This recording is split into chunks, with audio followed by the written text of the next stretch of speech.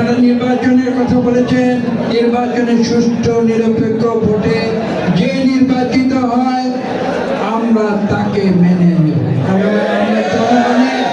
আমরা জনগণের মতামতের প্রতি শ্রদ্ধা করি। এখানে কে রাজা কে প্রজা সেটা চিন্তা করলে হবে না। এখানে সবাই রাজা, সবাই প্রজা। আমরা সেই নীতিতে বিশ্বাস করি, আমরা জনগণের শাসনে বিশ্বাস করি। জনগণের শাসনের নাম হচ্ছে গণতন্ত্র, এবং সেই গণতন্ত্রে কোনো মানুষের ভিন্ন মত থাকতে পারে, আমরা সেই ভিন্ন মতকে শ্রদ্ধা জানাবো। এবং ভিন্ন মত প্রকাশের পরে যারা মেজরিটি যে সিদ্ধান্ত দিবে, সেই মেজরিটি সংখ্যাগরিষ্ঠ সিদ্ধান্ত আমরা মেনে নেব। এবং সংখ্যাগরিষ্ঠ সিদ্ধান্ত মেনে নেবার পরে যারা সেই সিদ্ধান্তের সঙ্গে একমত ছিলেন না, আমরা তাদের মতামতের প্রতি শ্রদ্ধা পাব। এই নীতিতে আমরা রাজনীতি করেছি, আমরা করব। দেশনেত্রী বেগম খালেদা জিয়ার যে আপসহীন রাজনীতি, সেই আপসহীন রাজনীতিতে আমরা বিশ্বাস করি, সেই রাজনীতি আমরা করব।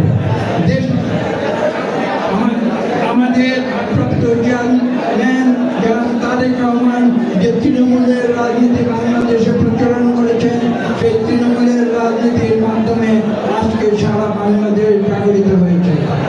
আপনারা দেখেছেন বিগত কয়েক বছরের যে গণতন্ত্রের আন্দোলন, যে আন্দোলনের ফলশ্রুতির শেষ পর্যায়ে ছাত্র জনতা তারা এই দেশ থেকে স্বৈরাচারকে বিদায় করে দিয়েছে। সেই আন্দোলনের যে পরিকল্পনা করেছিলেন, সেটি করেছিলেন আমাদের ভারপ্রাপ্ত চেয়ারম্যান, এবং তার সেই পরিকল্পনা আমরা অনুসরণ করেছি। সর্বশেষ ছাত্র জনতা এসে আমাদের সঙ্গে যোগ দিয়েছে, আমরা ছাত্র জনতার সঙ্গে যোগ দিয়েছি।